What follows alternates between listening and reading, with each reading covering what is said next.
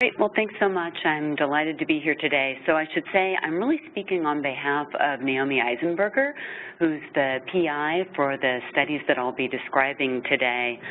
So with this line of work, Naomi, who is really a basic kind of social affective neuroscientist, is taking some of the tools and methods from that discipline to try to help us understand some of the neural processes that may be relevant for cancer outcomes.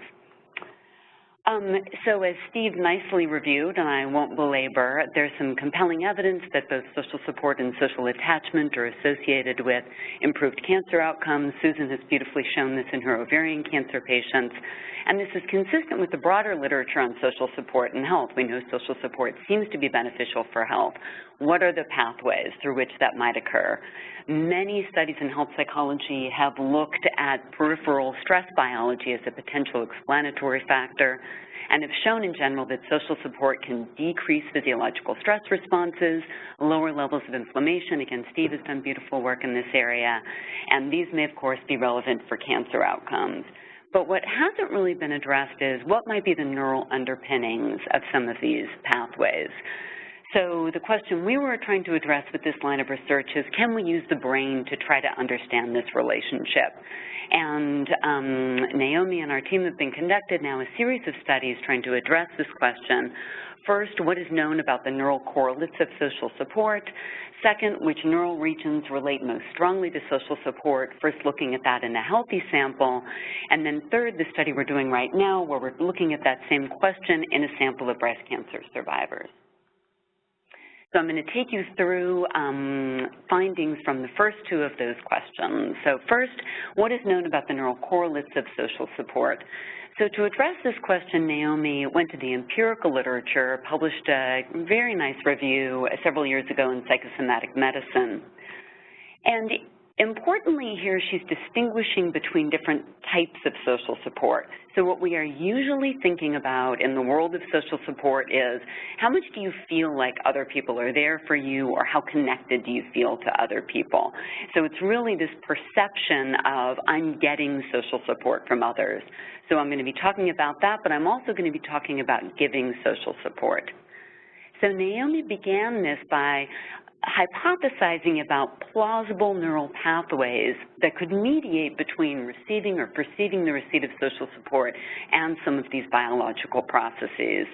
So she hypothesized that receiving or perceiving social support may be related to increased activity in safety-related neural regions, particularly the ventral medial prefrontal cortex, also the posterior cingulate, as well as decreases in threat-related neural regions, including the dorsal anterior cingulate, the amygdala, the periaqueductal gray, and the anterior insula. She then conducted a thorough review of the literature to see, okay, well, what do the findings show? Do we actually see changes in activity in these hypothesized neural regions that, in studies that have looked at social support? So she's looking at two different kinds of scanner-based studies here. One is you're in the scanner, they're putting you through some kind of stressor, and you're getting support while you're in the scanner, okay? So your partner is holding your hand when you're being administered pain, or you're getting a threat of shock, you're getting social support, you're looking at images of a supportive other. They have a lot of kind of clever ways of manipulating support. And you can see that she found in a number of these studies, you do see increased activity in these safety-related neural regions, particularly the VMPFC, as well as decreased activity in some of these threat-related neural regions, particularly the dorsal anterior cingulate.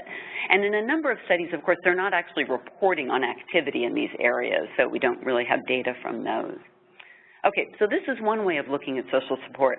Another way that she tried to approach this was to look at studies, where they asked people outside the scanner, had them fill out more traditional measures. How socially supported do you feel?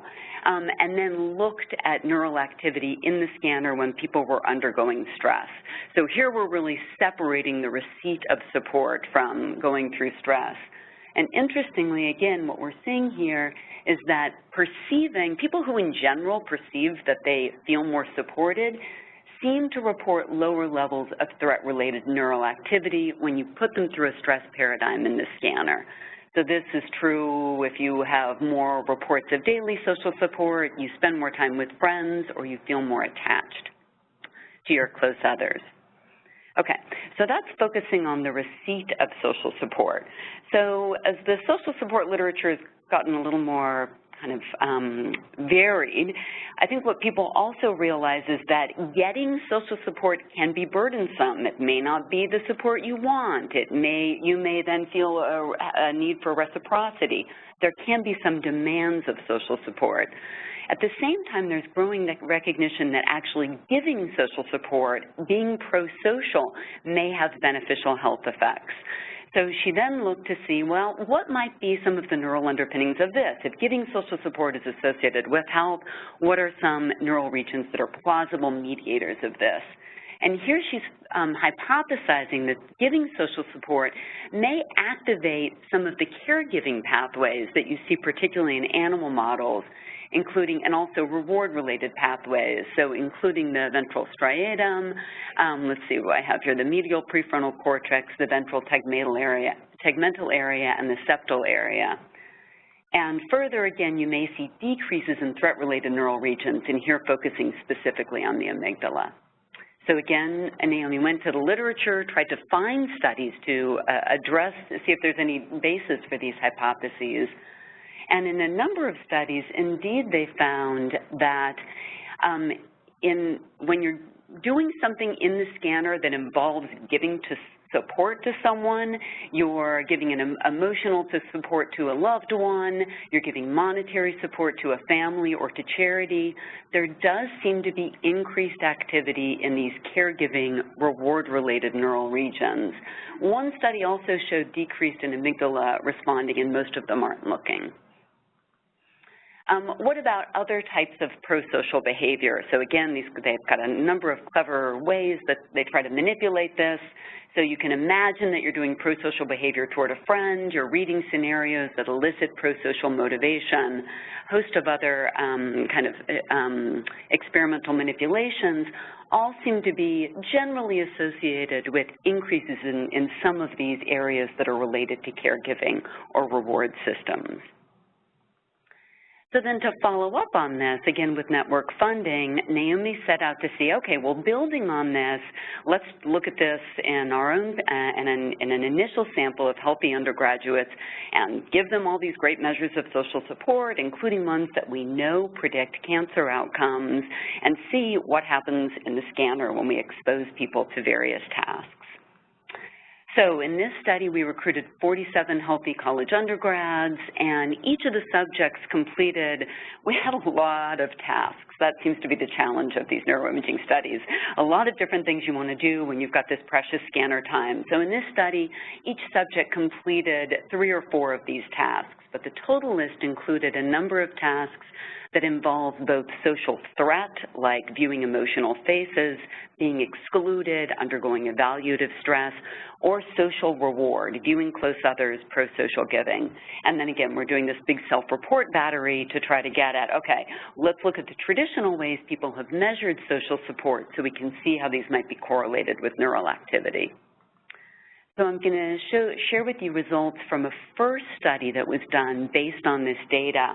And this was done by Tristan Inagaki, who's a great graduate student of Naomi's, who's now on faculty at the University of Pittsburgh.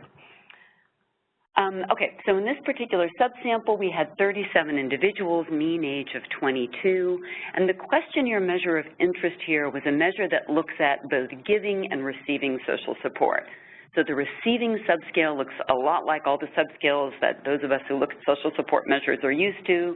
Items like when I'm feeling down, there's someone I can lean on. There's also this giving social support, which is not typically represented on most social support questionnaires, with items like I look for ways to cheer people up when they're feeling down. And we had them undergo 3 tasks, an evaluative stress task, an affiliative task, and a prosocial task, and I'll briefly walk you through those. So in the evaluative stress task, you're lying in the scanner, you're given a challenging math problem, and you have to pick the correct answer. You get feedback on whether you got it right or wrong, and then here's the fun part. You actually see a little bar chart of your performance, and guess what? You are always performing worse than your peers at UCLA and you're just continuing to lose ground on them throughout the course of the study. People rate this as being stressful. I don't even like this one. This is the control test, or you just have to do easy math problems, basically, and then you get no feedback. So that's the control. Okay, how about the affiliative tasks? Here, we ask people before they come into the scanning session to provide pictures of their close others. You're lying in the scanner, you get to see the picture of your close other, and then the control condition is looking at an age, race, and gender-matched stranger. So we can look at neural activity, we can compare that contrast. And then finally, this really interesting task where it's a prosocial giving task. So here you ask your participants, pick someone you know who could use some money right now. Remember, you're dealing with undergrads, okay? And then they make a series of decisions. They have a chance to win some lottery tickets, and they have to make some decisions about how they're going to distribute those lottery tickets. So in the prosocial version, the prosocial trial, you're going to lose lottery tickets, but your friend is going to get kind of a lot of lottery tickets, and then you have to make a choice. Do I accept that trial or do I not accept that trial? I'm not going to give my friend 50 lottery tickets. There's also self-reward condition, and here you gain. So great, you're getting something for yourself. Your friend doesn't lose by that. And then the control condition, neither one of you get anything. Okay, so what did we find? So scores on both the receiving and giving social support scale were both associated with better mental health, and these guys created a vulnerability index that includes measures of stress and depression, highly correlated. And what you see is that both receiving and giving social support are inversely correlated with psychological vulnerability. So basically, the more support you report receiving or you report giving, the more psychologically healthy you are, lower stress, lower depression, et cetera. So what about the neural findings? Interestingly, consistently across the tasks, it's only people who report that they're giving more social support that are showing correlations with neural processes.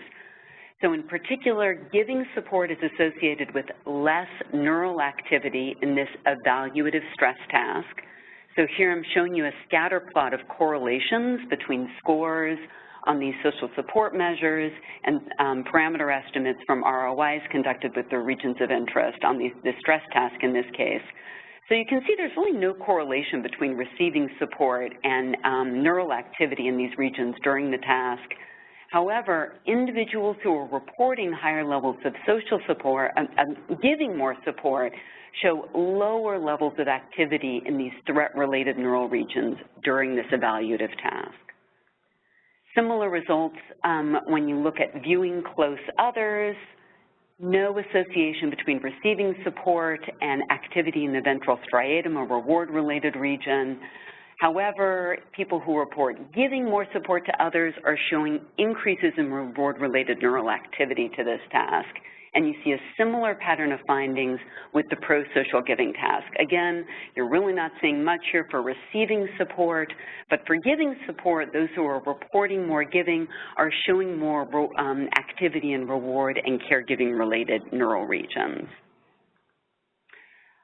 So in summary, we're seeing few relationships here between received social support and neural activity, although they show very similar correlations with other self-report measures.